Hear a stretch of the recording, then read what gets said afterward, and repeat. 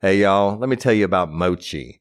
Mochi is a telehealth platform that connects patients seeking medication-based weight loss treatment with board-certified doctors and dietitians to help them determine the best treatment options to accomplish that goal. Mochi's program is completely virtual, meaning you can access their services anywhere in the United States and you will be meeting with their team online. You deserve doctors that listen. Mochi is dedicated to providing holistic, patient-centered care that prioritizes overall well-being with the goal of transforming how weight management is approached. Mochi Health takes a holistic approach to weight loss that includes visit with board-certified doctors, nutrition consultations, and medications delivered to your door. Science-backed medications including GLP-1s like Ozempic and generic compound versions, affordable and accessible, regardless of insurance coverage. With Mochi, their dietitians work hand in hand with your medication to create personalized nutrition plans that fit your lifestyle. Reach your weight loss goals with science-backed, FDA-approved GLP-1 medications and support from real doctors and guidance from registered dietitians and help with making easy and sustainable changes to achieve results. Y'all have seen this. My wife has done it. My brother-in-law has done it. One of my best friends is doing it. And it really is an amazing process that works. So get started at joinmochi.com and use code RLRC to receive $40 off. That's joinmochi.com and use code RLRC to receive $40 off and let Mochi help change your life. Hello, it is Ryan, and I was on a flight the other day playing one of my favorite social spin slot games on ChumbaCasino.com. I looked over at the person sitting next to me, and you know what they were doing? They were also playing Chumba Casino. Everybody's loving having fun with it. Chumba Casino is home to hundreds of casino-style games that you can play for free anytime, anywhere. So sign up now at ChumbaCasino.com to claim your free welcome bonus. That's ChumbaCasino.com and live the Chumba life. Sponsored by Chumba Casino. No purchase necessary. VGW Group. Void where prohibited by law. 18 plus. Terms and conditions apply. Real Life, Real Crime is a true crime podcast brought to you weekly by Woody Overton, Jim Rathman, and executive producer Toby Tomplay. You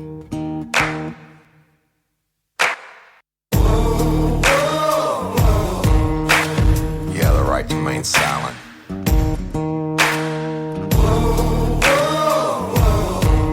Anything you say can and will be used against you in a court of law. You have the right to an attorney prior to and during any questioning. You can't afford one, the court will appoint one for you. You understand your rights. Your crime spree was over, son. Yeah, you thought you had it licked, but Hitman and Overton made you should have turned to shit.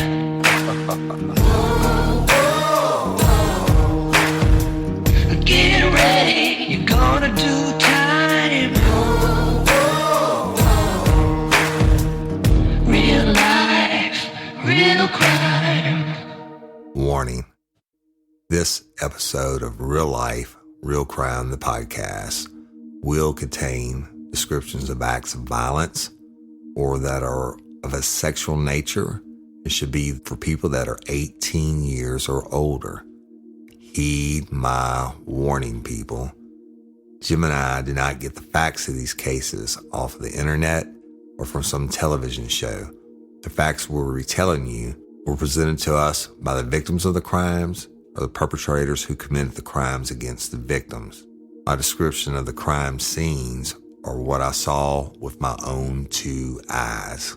If you're gonna get offended, please turn this podcast off now. Thank you. Hello, everybody.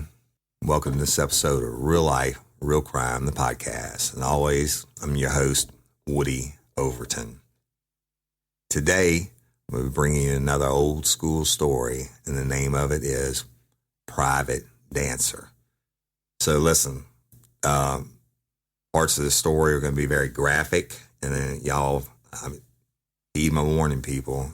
You'll hear it before you hear me talking about it now, but I have to be able to tell the story, and things I'm telling you were told to me, right?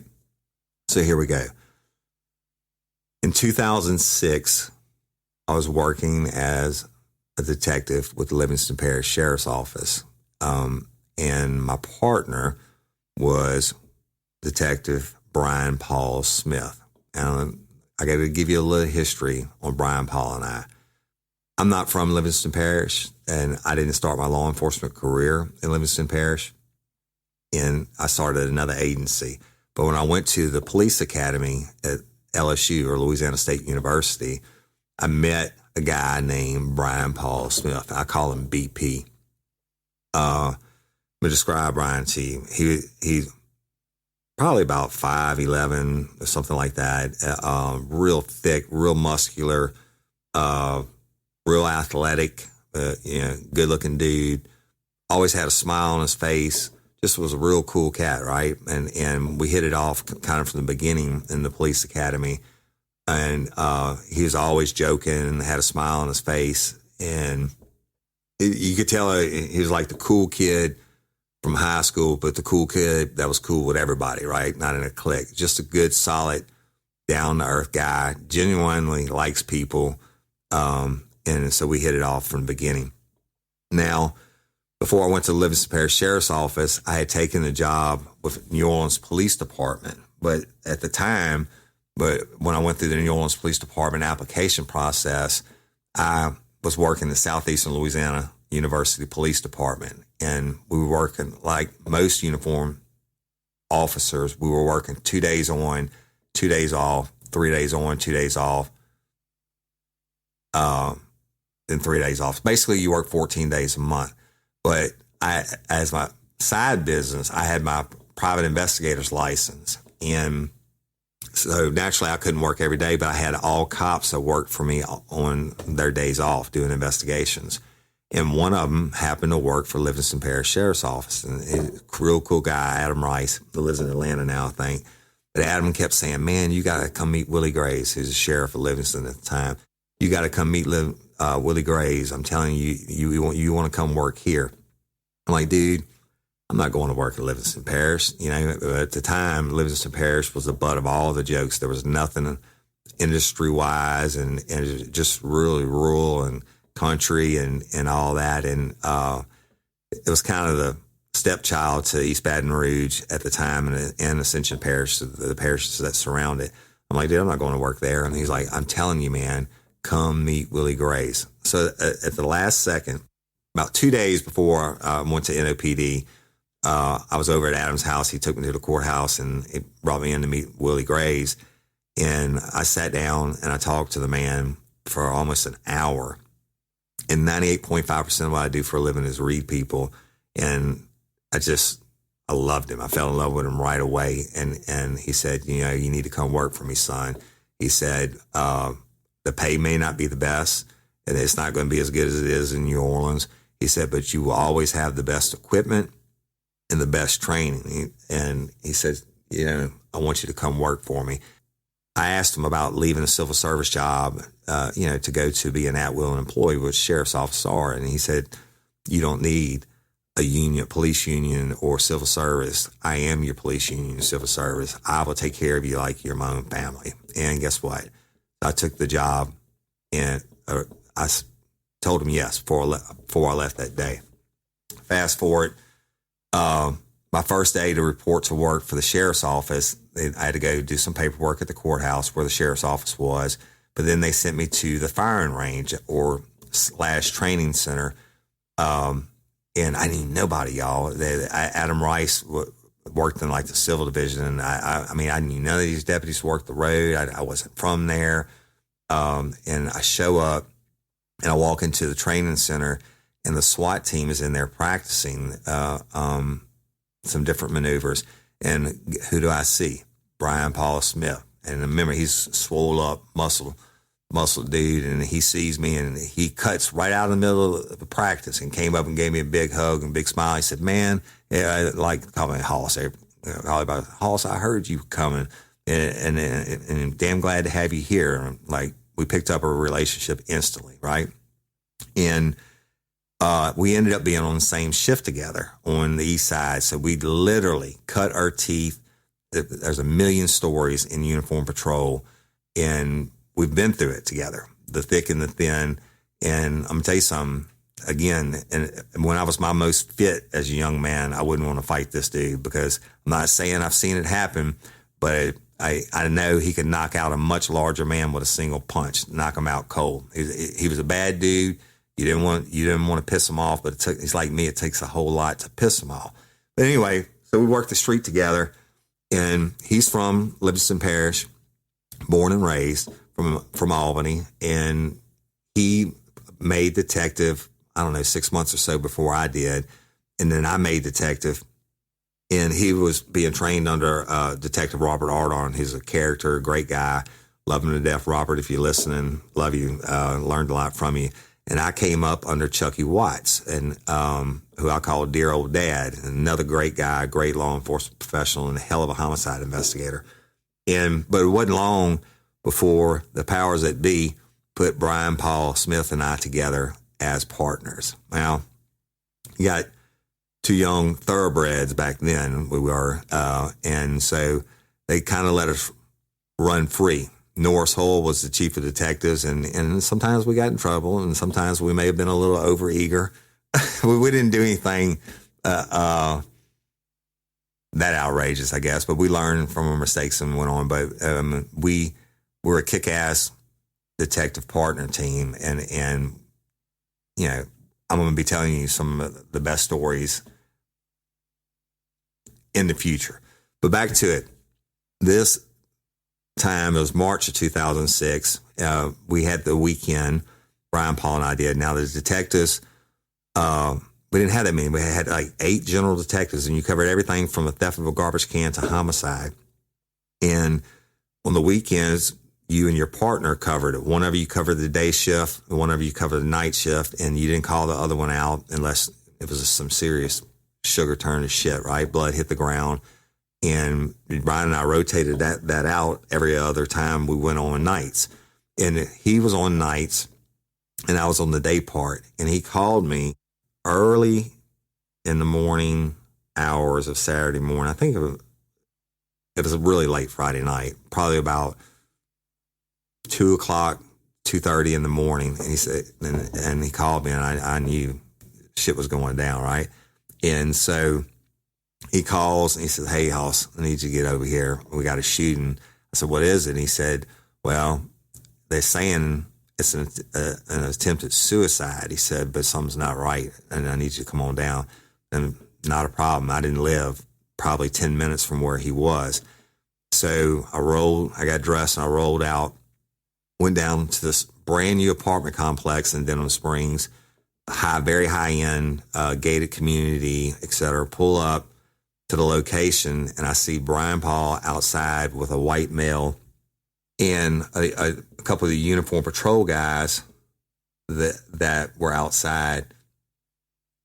And the white male was Frank Albert Ricks, y'all. And so I see him talking to him, and I pull up, and Brian walks up to me. I said, "What's up?" He said, "This guy was out with his girlfriend or fiance. I think it was fiance at the time. And he said they went out and they got into an argument while they were out partying, and they argued on the way home, and then they got to the apartment. They went in, they were getting ready for bed. He said he went in the bathroom to brush his teeth, and when he came out of the bathroom, Nicole was standing, and she had a pistol to her head, and she shot herself and killed herself." And I was like, all right. And so we had to work it. Now, you treat any suicide or probable suicide as a homicide until you can prove otherwise, or prove it one way or another, right? And so my first thing, he just said, Brian BP said, "This dude's not right, and just come talk to him." First thing, when I walk up, I'm looking at him. He's a clean-cut white male. He's got blood all down his shirt and down his pants, his shorts that he had on, and some on his legs and everything. And I'm looking at him, but he didn't. I mean, I'm talking about a lot of blood, y'all. And I'm looking at him, but he didn't have any blood that I could see from his shirt sleeves down. So I just filed that one away, right? Introduced myself, and as Detective Overton, and actually Brian introduced me, and I told him hello, and I said, hey, can you tell me what happened? And he gave me the same verbatim story, that he and his girlfriend had been out. They were arguing, and they got home and she shot herself. Okay, cool. No problem.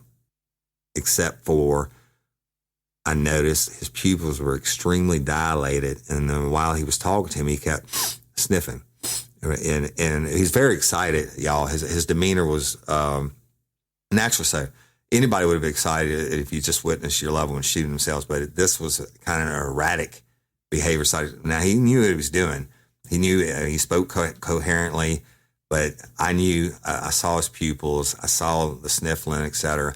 And I knew Brian and I had been working together long enough that he knew what I knew, right? And I told him, I said, look, you stay here with these guys. We're going to go in and work the scene. Now, the shooting victim, y'all, was Nicole Francois. And she was 20 years old, and Ricks was 25, I think. She had been transported by ambulance to Our Lady of the Lake Hospital with a gunshot wound to the head. So she's not there. So we taking our time, we're working it. We go to the door. We had a crime scene off the hallways to the apartments. Like when you walk up, they have stairways that go up to the top 4 apartments, and you had 4 downstairs. His was the last one downstairs to the right. We're walking up, and we're out of earshot. BP said, what you think? I said, he's high as a motherfucker. And I said, looks like cocaine probably. And he said, yep. He said, I thought so too. And so we had our cameras, and then we started to shoot our way in, because you don't call the crime scene on everything, right? And especially until you know that you need it. So most suicides, we work on ourselves. You shoot it, everything, photograph it like it's a homicide until you can't prove that it's not a suicide. So get to the door, take the first shot. You can never, and I used to teach the young guys, you can never take too many photographs of a crime scene or a suicide scene or whatever, because you're never going to get a chance to get it in this state again, right? So the door opens. You're facing it. The stairway runs above your head to the upstairs units, and you're facing the doorway. It's a red brick wall. To the left, it was a 1-bedroom downstairs apartment. To the left, there's a wooden fence. I guess he had his little squared-in patio. You walk in the door. Immediately on your right is a couch. It's a small living room, a couch and a recliner and a television and a coffee table. Immediately on your left is a kitchen, like a round dining room table. You can't call it a dining room, but like a kitchen table and a couple chairs, and the kitchen's right there. Snapping the photographs, walking through, going back, you go straight back to the bedroom. The door was open, and this is what I see when I walk into the bedroom. Immediately, you're looking in. The bed was a full-size bed. It was put to my left, all the way against the wall, okay? And it had a headboard and a footboard. And immediately to your right, when you come into the room, is the bathroom that he said he came out of. That door was open. That now there is a empty space in between the bathroom and the bed floor that's supposed to be clear normally. On the bed, there was a bedside table and a chest of drawers directly in front of me, and the closet was in a corner off to the right. When I walk in, we're photographing it all, and I photographed. The first thing that struck me was the amount of blood that was on the bedroom floor, where he said she was standing in that spot and shot herself, and the blood had already started to congeal, meaning it had been there a while, right? And I said, Brian, what time did you get the call? He said, I just got it, Hoss. He said, maybe 20 minutes before I called you, well, this shit ain't right? I mean, the blood's been here for a little bit. And he said, yep. And so we're shooting that, and I look, and then, I mean, not disturbing the crime scene, not walking any of the blood or anything else. And then the next thing I noticed, there's no pistol. Now, this is Brian's first time seeing it. I said, dude, where's the gun? He said, I don't know. He said, I didn't ask him that. And I said, assumed it would be here. And so I photographed it through. without touching anything, photographed the bathroom. There were some wash towels that had blood on them, which would be consistent with him washing his arms. But anyway, so we photographed it all up, and I said, BP, but let's go back and hit him up. So we got him to the side, actually let him sit down on the steps. Didn't advise him his rights because at this point he's still not a suspect. But I asked him, I said, can you tell me where the firearm is? Where's the pistol? And he was like, looking all around back and forth. He was thinking, right? And I said, you're thinking too hard. Where's the fucking pistol? I mean, he's like, I don't know. And then I said, okay, now you have the right to remain silent. Anything you say can and will be against you in the court of law. You have the right to an attorney prior to and during any question. If you can't afford one, a court appoint one for you. Do you understand your rights? And he's like, yeah. I said, listen, you're not under arrest. I said, but you can't tell me where the pistol's at. So that brings up a little bit of suspect in my mind. And then Brian Paul says, you understand you're not under arrest, right? And he said, yes, sir. And he said, look, you don't know what happened to the gun. And he said, nope, I don't know. I don't know where it's at. And I asked him, I said, what about your arms? I said, you said you sat there and you held her, right? And he said, yeah. I said, let me back up, take it back a second. I said, when did this happen? He said, it happened right before I called 911. That didn't jive with the blood being congealed, starting to form up. And so we knew we had him in another lie there. And then I said, what about your arms? I said, you said you sat there and held it, right? He said, yeah. I said, why do you have blood on your shirt and your pants, but you don't have any blood on your arms? And he was like, he said, I washed my arms. And Brian said, why'd you wash them? And he said, because I didn't want her blood on me. He said, well, shit, man, you got her blood all over you. He said, well, if you're going to wash your arms, why didn't you take your shirt and the pants off too? And it was like, I don't know. So we stopped right there, and BP motioned me over, and we went and talked. I said, look, man, we got to find that pistol. We need to go ahead and call the crime lab out. This dog won't hunt, right? He's full of shit. And so we called dispatch, had them get the state police crime lab en route, and we went back in. Now, he's still under the watchful eye of a deputy. We went back in and looking in without stepping in the blood, et cetera, and actually found the pistol underneath the mattress. Get that, right? I think it was a Kel-Tec 32 caliber semi-automatic hand pistol. I think it was Kel-Tec. I might be wrong on that, but it definitely was a 32, a small semi-automatic. So left it, go back out, and BP said, we need to hit him on dope, man. We need to hit him on dope. And we go back. Hey, y'all, you want to set your child up for success? Is your child struggling with a specific subject or need help with the subject? Is your child ahead, not getting challenged enough in class? Well, IXL Learning is an online learning program that enriches your homeschool curriculum. It offers practice in math, English, language arts, science, and social studies while adapting to each child, meeting them where they are. Plus, IXL encourages students to become curious and empowers them to choose how to learn. Look, we homeschool our son. No doubt about it. He's more of a visual learner, and we use IXL, and Cindy teaches him, and there are so many different benefits to the program. It adapts to exactly what he needs in different areas. So IXL is the perfect supplement to your homeschool curriculum. IXL offers interactive practice problems, educational games, lessons, and video tutorials for every topic you're teaching at home. It's easy to use, time-saving. Everything on IXL is organized by grade, subject, topic, and subtopic, making it simple to find activities for the exact skills you're covering. IXL offers instant feedback and explanations of new topics as kids use the program. Kids can explore any topic in any grade level. They aren't forced into a single learning path like they are on other programs. If you're homeschooling your child because they were falling behind or because they were too far ahead like our son, IXL is a great program to help them get the exact support they need. Kids love IXL's positive feedback awards and educational games. IXL is trusted by 15 million students worldwide and has proven to improve performance in over 75 scientific research studies. Make an impact on your child's learning. Get IXL now. And Real Life Real Crime listeners can get an exclusive 20% off IXL membership when they sign up today at IXL.com/today.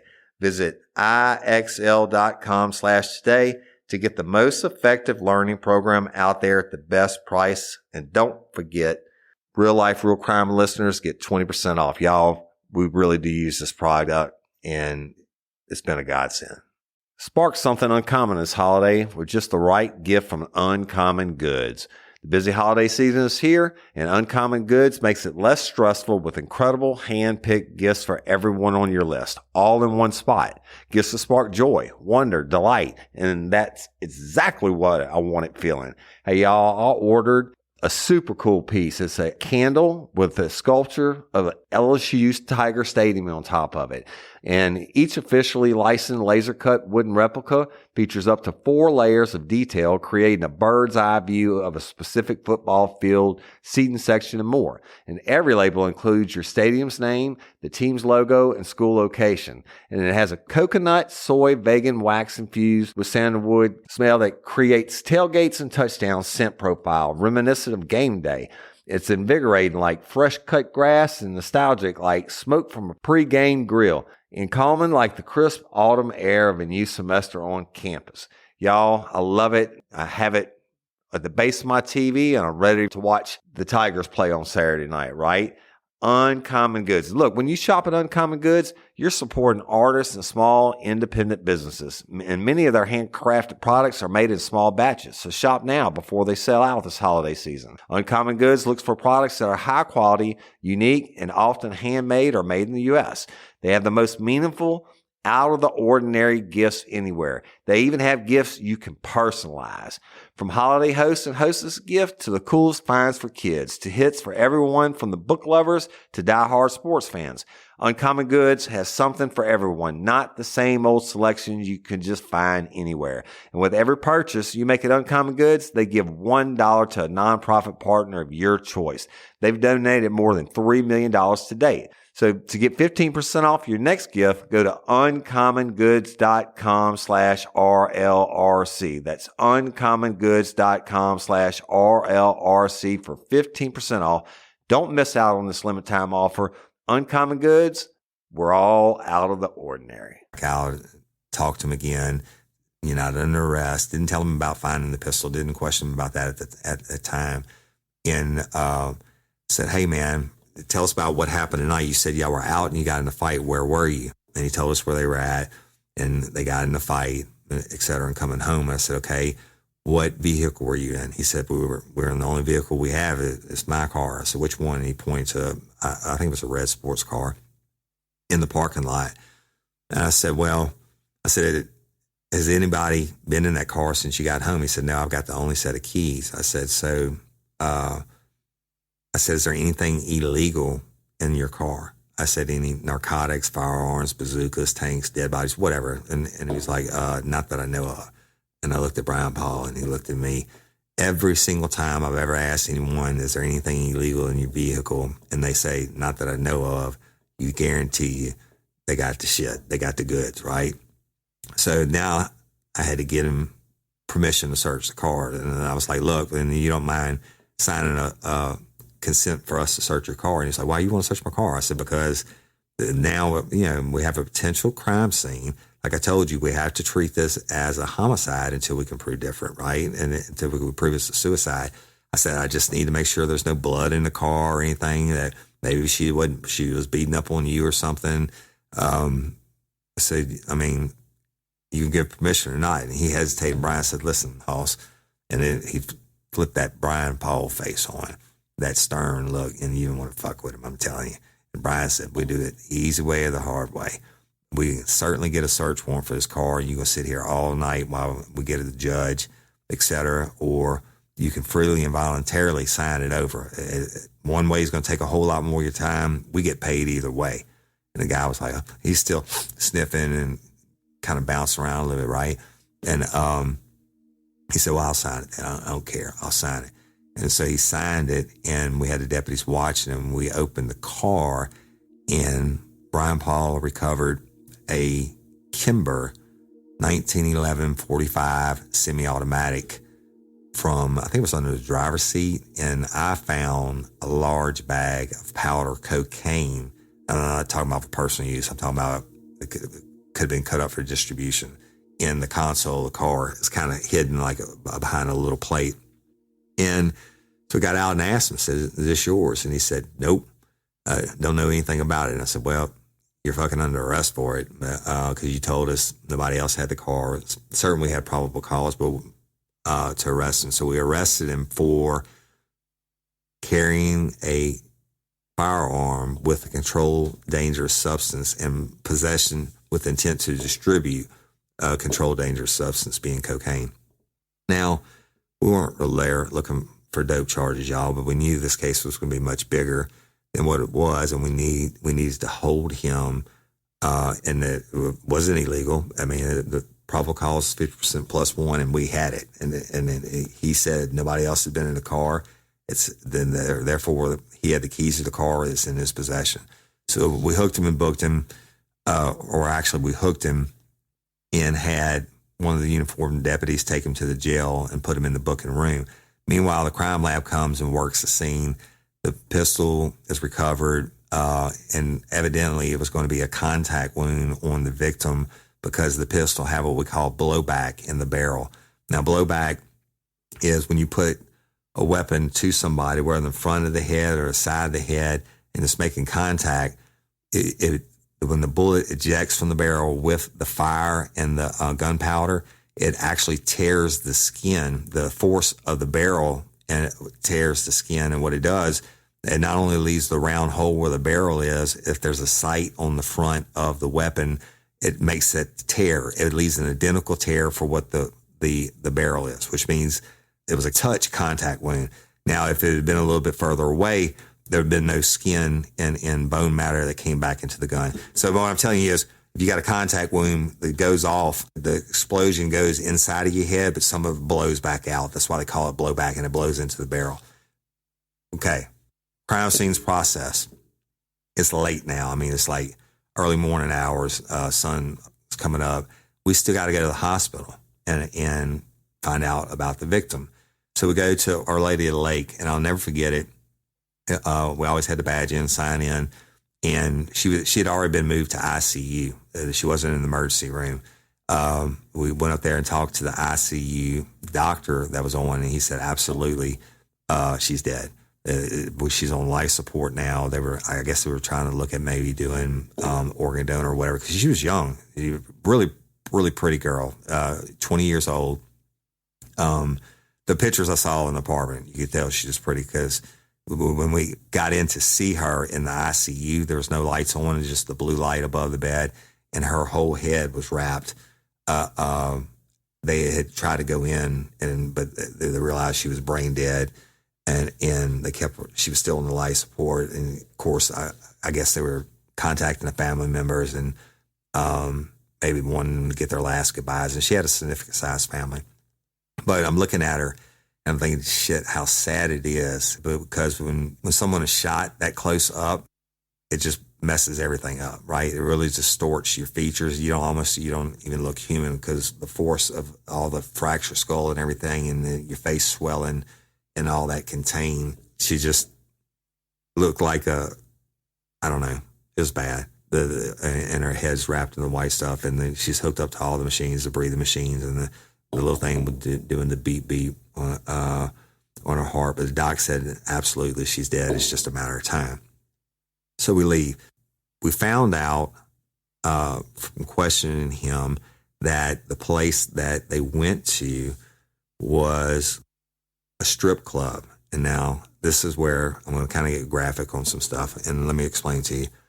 Our next step in the investigation was to find out where they got into the argument at, try to find any witnesses, et cetera. And what happened was they had gone out that night, and she wanted to stop by the place where she used to work, which was Southern Comforts, in Ascension Parish, which had been a strip club forever and is closed down now.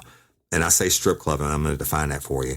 Generally consider there's 3 types of clubs, strip clubs, different ends of the spectrum, right? Like you have a good and bad in every profession.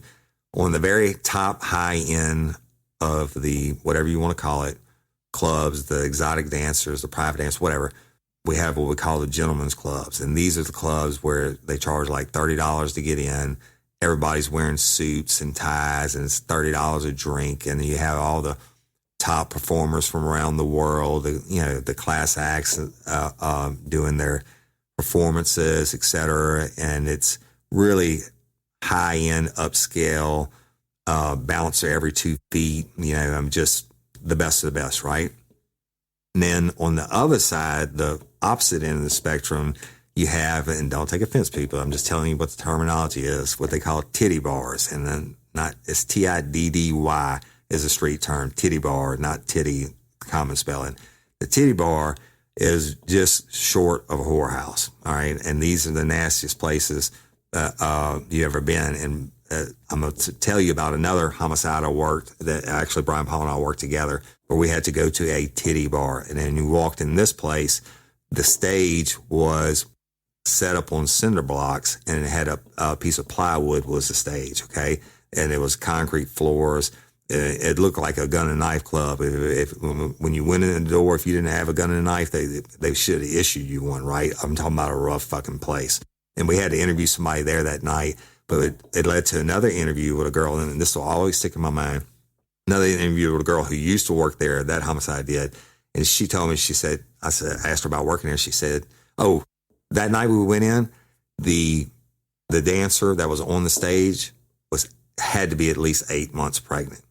And I'm just telling you the hard, cold facts of the different ends of the spectrum and how rough this place was. And I'm not knocking the girls from dancing, y'all, not at all. Everybody has to make a living and all that. I'm just telling the story. So the girl that I interviewed afterwards, she said, yeah, I did dance there. She said, I quit quick. She was an older lady now, but she had been a dancer her whole life, an exotic dancer, a stripper, whatever you want to call them.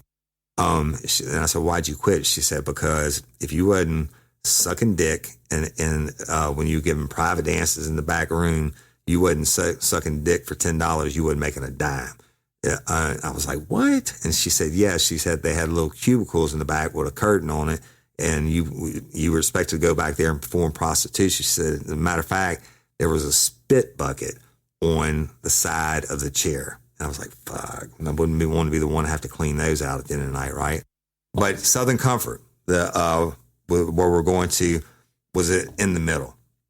Now, and they're commonly referred to as strip clubs, where everybody, your average Joe goes and they have dancers, and you can get a lap dance, a private dance, or whatever, but you drink and they come out on stage, and all these, the strippers or the dancers, whatever you want to call them, they don't use their real names. They use like Sunshine or Butterfly or some shit like that, right? Or Shooting Star, Southern Comfort was in the middle range, and I knew about Southern Comfort personally. I can tell you from the mid-'90s, when my best friend's bachelor party, I took him there, and we knew we were going to be doing a lot of drinking. It was a bachelor party, and they had an old seedy motel behind it, and we didn't want to have to drive.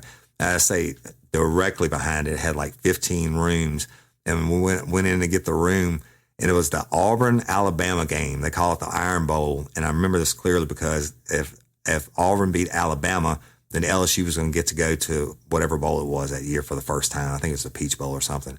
So go into this hotel, which is behind Southern Conference, and there's a foreigner working the desk, and I asked him, he could barely speak English. I said, do you have ESPN? Because we weren't going to stay there if they didn't. We wanted to watch the game and then go to the club. He said, ESPN? I said, yes, sir. Do you have ESPN on your TV? He said, you like ESPN? I said, yes. We want to watch the Iron Bowl tonight, Auburn, Alabama. He said, yes, ESPN all day long. ESPN, for sure. Shit. We got a double room, went to it and go in. It was the nastiest thing ever, but they had it should have been a black and white TV, square box with a dial on it. Bitch didn't even have a remote control. I turned it on because it was game time. I turned it on, It had 3 channels, and all 3 of them were piped in porno. And I was like, the guy asked when I was renting the room, he said, "Do you want it by the hour or by the night?" So I knew we were in the wrong place, right? But I went back to him. I said, "Hey, man, you said you had ESPN." He said, "Yes, ESPN every day, all day." I was like, fuck it. So we went to the club. Fast forward 2006, Brian and I wait until Saturday evening to go there to interview the girls or the people who had been there the night before. And what had happened was Nicole and Ricks Nicole wanted to go see her friends there, her dear friends. I think there were 4 of them that worked there. She wanted to go have drinks with them, and then they were going to go out. And we knew those same dancers were going to be working that night. So we get there, and I'll describe it to you. We get to the door. First thing, you open it up, and all strip clubs or gentlemen clubs or titty bars, they all have one thing. They got security. And there's this ginormous guy standing in the doorway, and he looks at us. And we're not in uniform. We're in nice clothes, but we have the badge and the gun on. And he's like, "You guys can't come in here." And I was like, "Yeah, well, we're here, so we need to talk to your manager." He's like, "You got to go outside." And I said, "No, you got to go get your manager."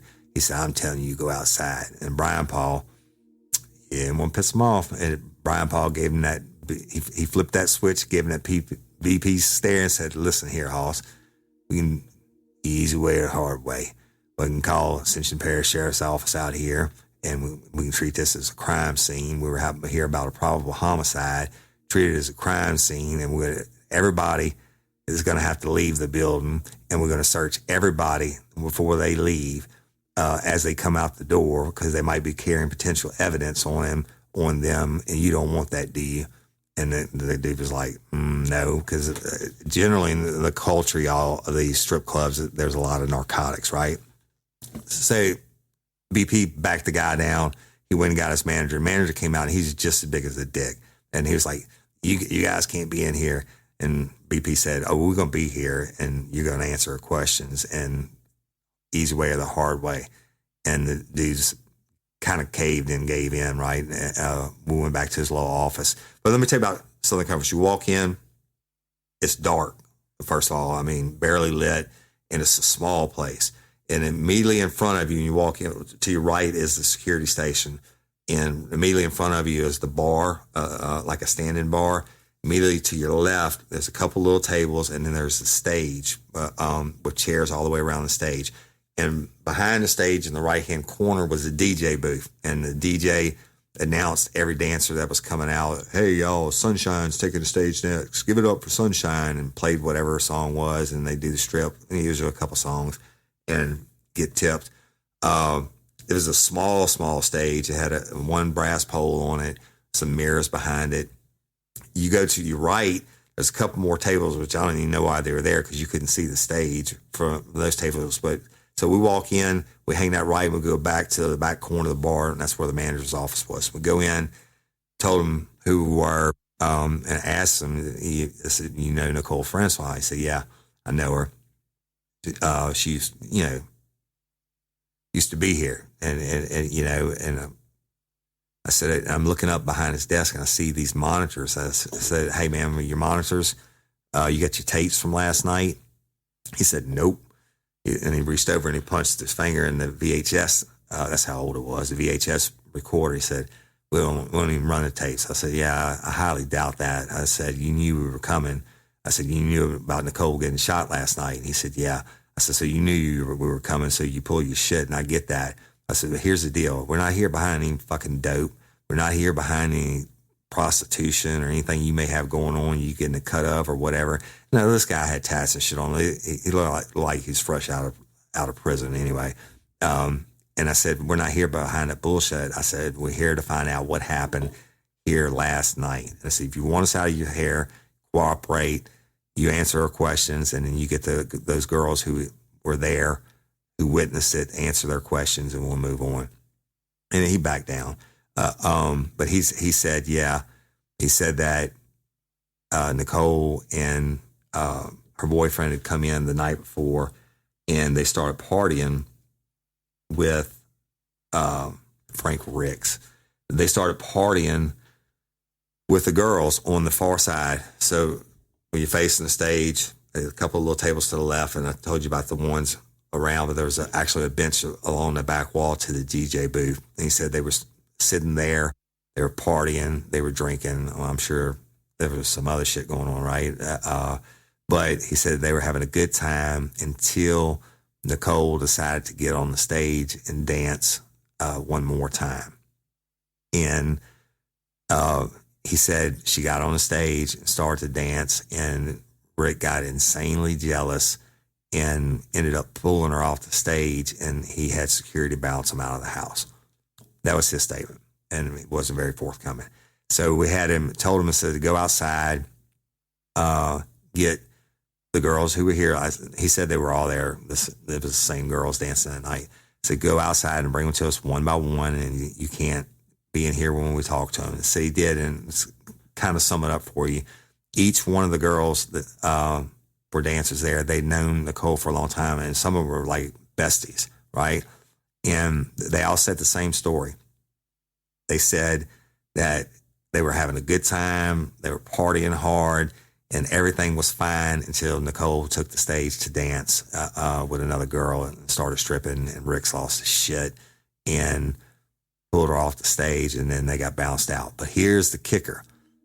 Each one of them said, I told them we hear about Nicole, and they were crying and shit, and each one of them started immediately said, no way in hell Nicole shot herself. And why? Because she's deathly afraid of guns. She will not get around a gun. One of them said Detective Woody, I went to give her a ride somewhere one day, and before she got in the car, she said, you have a pistol in this car. You got any kind of guns in the car? She said, yeah, sweetie, I got a little Derringer that I keep here for my safety. She said, I'm not riding with you. She said, why not? She said, because I can't stand guns. I can't stand to look at them. They give me the heebie-jeebies. I don't know if she had a premonition of how her life was going to end or whatever, but everybody that knew her said she was deathly afraid of firearms, okay? Big red flag. So that was consistent.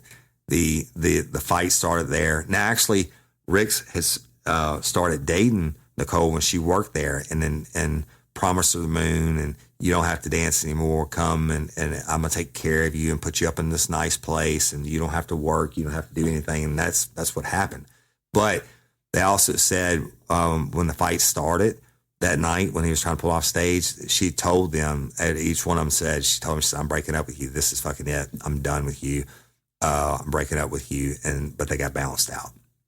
So get done with the interviews with them. One consistent thing is Nicole was going to break up with him. Number two is that she was definitely afraid of firearms and wouldn't have touched one with a 10-foot fucking pole. So we go back to the jail and pull him out again and start to interview him and start to punch the holes in his story and confront him about the gun being under the bed. He said, well, I might have put it there. I don't know. Confronted him about how long it was until he called 911. And he said, well, I don't know. It may have been a while. I mean, he's had well over 24 hours to come down off his. Hey, ladies, are you feeling overwhelmed by hormonal changes? Well, you're definitely not alone. There are more than 1,000 hormone disruptors living in our environment right now. It's in your food, your water, the air you breathe, the clothes you wear, your skincare products. They all mess with your hormones. Then there's the natural hormone changes your body goes through, premenopause, menopause. And while it's a natural process, it doesn't mean you have to suffer through it. The good news is you don't have to suffer through it anymore, because now you have Hormone Harmony, a formula made only with herbal ingredients that are shown to reduce hormonal symptoms in women of all ages. Hormone Harmony is not just a hormone support and supplement. It's become a phenomenon. Women can't stop talking about it on social media. A bottle of Hormone Harmony is sold every 24 seconds. And the biggest benefit? Well, my wife says it makes her feel like her own self again. And that's what women mention over and over in the reviews. And there are over 30,000 reviews for Hormone Harmony. And for a limited time, you can get 15% off your entire first order at happymammoth.com. Just use code RLRC at checkout. That's happymammoth.com and use code RLRC for 15% off today. That's happymammoth.com and use code RLRC. Hey y'all, let me tell you about Gobble. All Gobble meal kits are pre-prepped. That means less work for you and less waste in your kitchen.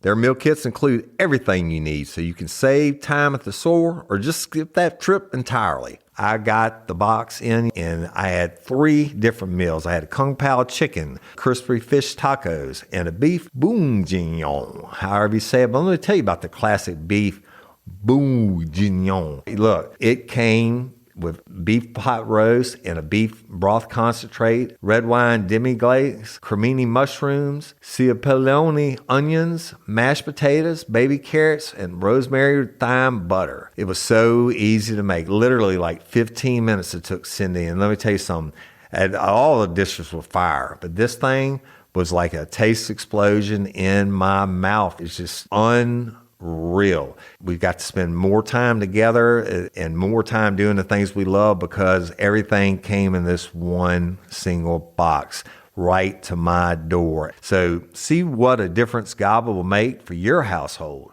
Right now, they're offering my listeners a fantastic limited time deal. You get $120 off across 4 boxes plus free shipping and free cookies. And let me tell you, those cookies, I ate one that was sin baked and it was delicious. Go to gobble.com/real life.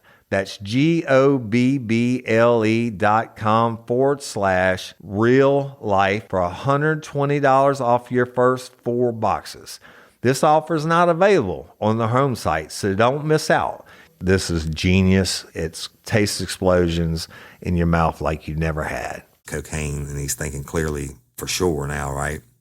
But he's had a long time sitting in the cell. He wasn't getting the bond until we got done with him. And the gun being under the mattress, he said, I moved it there. I hid it there. Why? I don't know. And I said, tell me about Nicole and guns. And he said, she was definitely afraid of me. He said, I couldn't even have one in the apartment. He said, matter of fact, I had to have the one that I had kept in the apartment for protection. And I'm like, okay, so you had to hide it. I said, which gun was it that you hid? He said, the little 32 that she shot herself with. I said, so you're telling me you get home from the club and you're fighting and you come out and she's found this gun and she shot herself. But she's definitely afraid of guns, right? I said, everybody's told her she wouldn't have touched a firearm to save her life.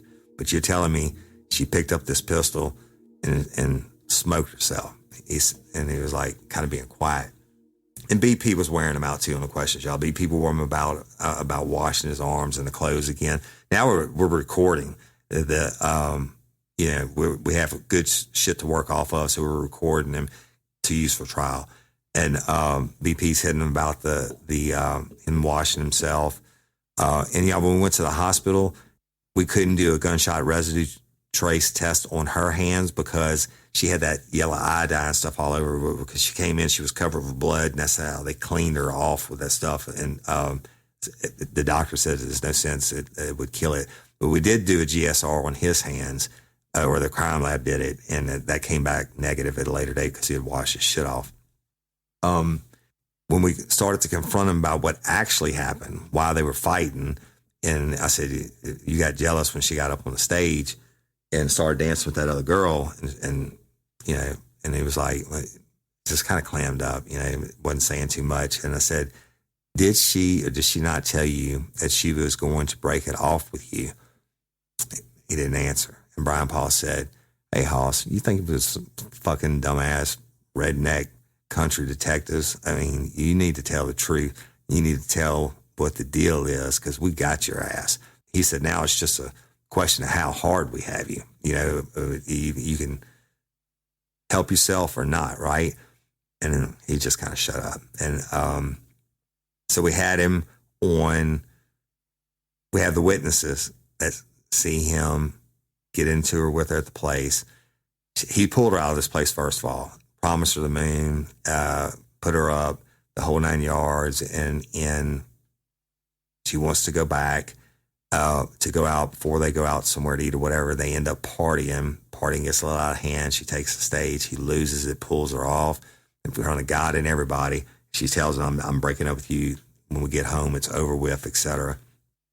Everybody says she's definitely afraid of guns. Wouldn't have touched it for nothing.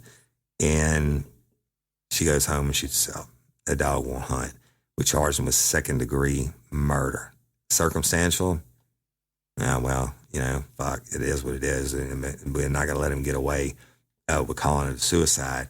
But what happened was Brian went to the autopsy. Oh, she died, y'all. I think it was Sunday afternoon when we got the call that she actually died in the hospital. She's died of her own will, even being on the machines.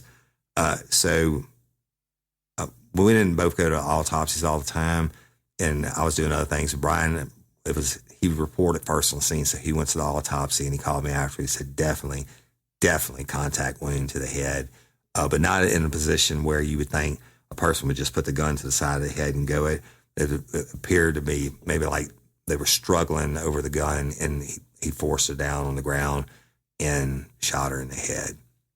And that's what we charged him with, 2nd-degree murder. A lot of circumstantial evidence. Cases have been made off of less, but when you take the fact that he waited, he had tried to hide the gun. I don't know what the fuck he was thinking about that. He washed up. He waited before he called. He lied. He minimized the altercation at the strip club, the whole 9 yards. Her fear of guns, the witnesses to the fight, etc. So as we booked him on 2nd degree and left the dope charges. And as on so many cases, y'all, that we worked, if you didn't get a subpoena for it to show up for court or subpoena for trial, usually there was a motion to suppress or whatever, because that's the freebie for the defense. But if you didn't get the subpoena for it, then shit, you had 100 other cases that you were working at. I'd never thought about them again, right? And we didn't follow up on every victim. And I actually called Brian. Brian Paul Smith now, y'all, is the chief criminal deputy for the Livingston Parish Sheriff's Office. So, attaboy to him. He rose up to the ranks. He's as high as he can get. And proud to call him a friend. He's a good, solid dude. And I called and say, hey, man, you remember that case? And he was like, yeah. And actually, they didn't take it to trial. He pled to negligent homicide. But at least he had to stand before the court and admit that he shot her, okay? And so when you do a plea bargain and you plead guilty, they dropped the charge. The DA dropped them down to negligent homicide.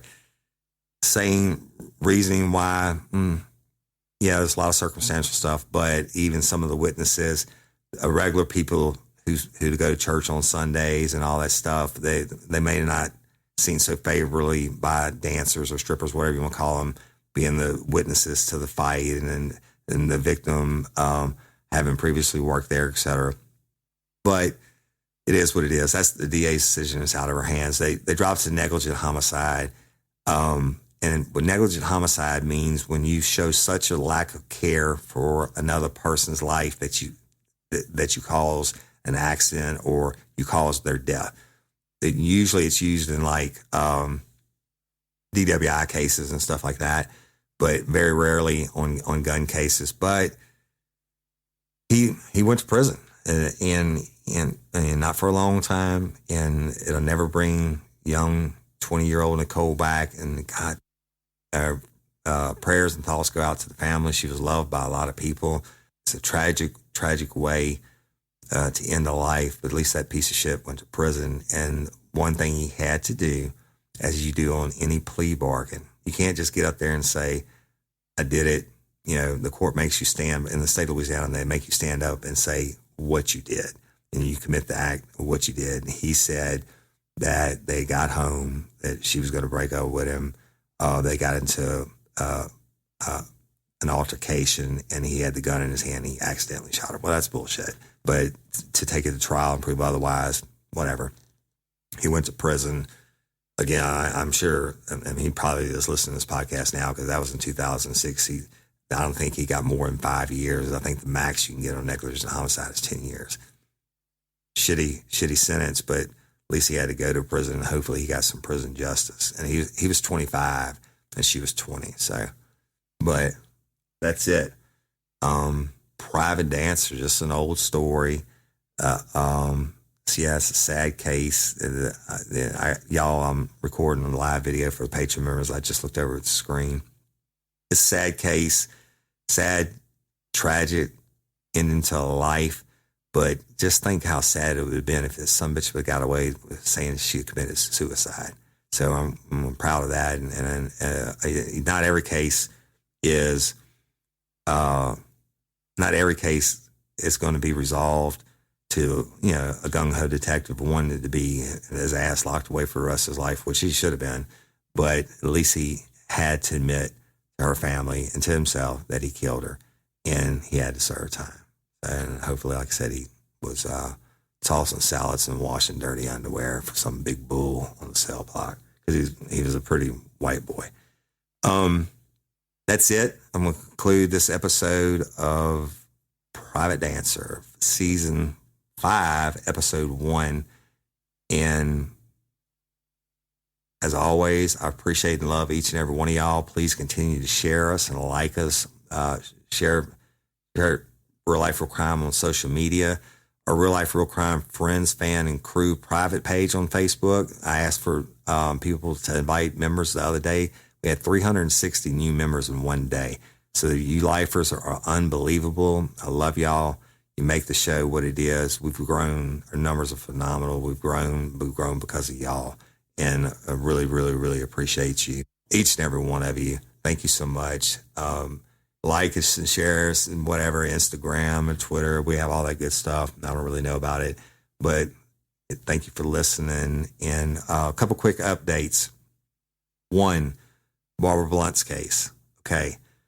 COVID happened, y'all. COVID messed us all up. And we were rolling on that. The Sheriff Jason Ard had a crew on it.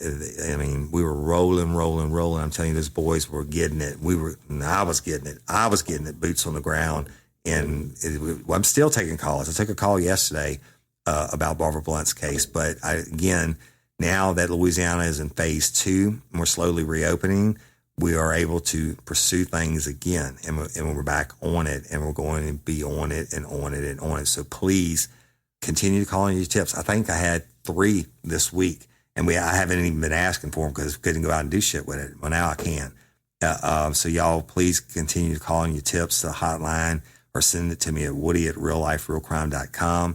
You can remain anonymous. I don't work for the sheriff. I don't work for this guys. I got people that call me every day that I don't tell law enforcement what they told me, right? Because they asked me not to. But it's such an honor to be able to work alongside of an agency that wants this case resolved. Sheriff Ard wants this case solved. Brian Paul, the chief criminal deputy, wants this case solved. And they're working on it, y'all. So keep those calls coming in.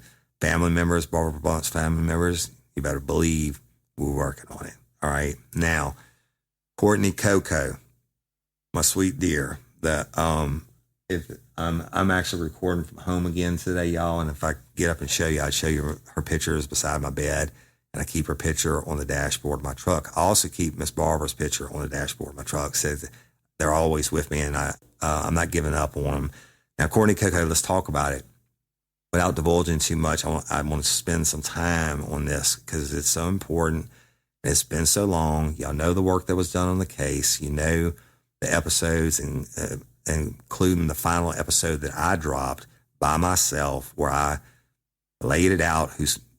I didn't say their names, but suspect 1 and suspect 2.